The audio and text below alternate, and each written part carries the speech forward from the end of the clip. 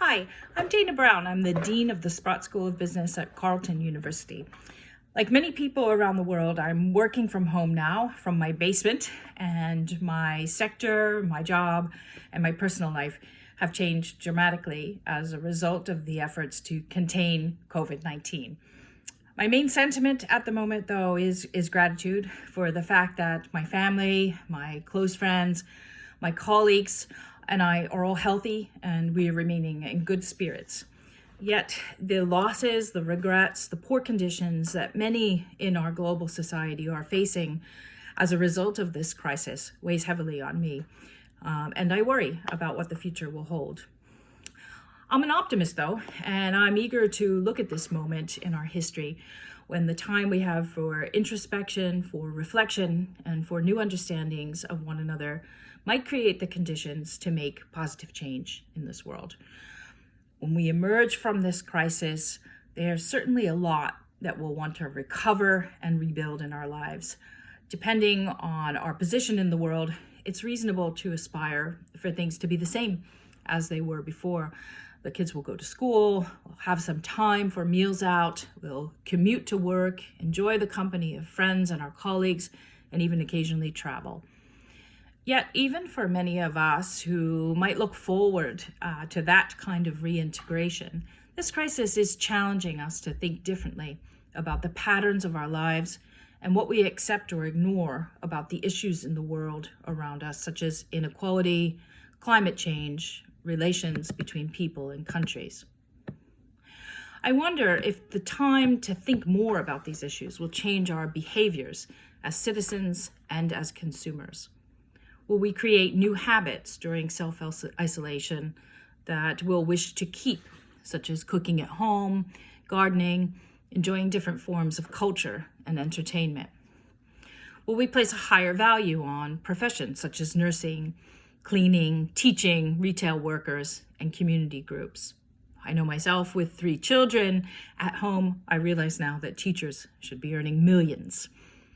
Will these changes in our individual habits, preferences, and values add up to a significant change in the economy and our engagement in politics? These are important questions that could significantly change the scenarios that emerge after social reintegration. Such changes could create threats to the economy as it was, or opportunities for the emergence of growth of new and existing business models. The entrepreneur in me finds this prospect exciting and interesting, yet I realize that the adaptations that could be required by current businesses are going to be daunting. Equally intriguing to me is the possibility that we as a society will have learned something about our collective power to act. During this crisis, we have in Canada been able to find beds for homeless populations. We found ways to increase food supplies for the hungry and to take care of the sick. We've become in some ways self-sufficient. We've reduced air pollution. We've joined together in rapidly adapting new social norms. What else could we do if we put our collective minds together? After this, will we see the intractable problems of our society in the same way that we did before? Or will we see new paths to solve them? Will we act to resolve inequalities, or will we allow them to deepen and worsen?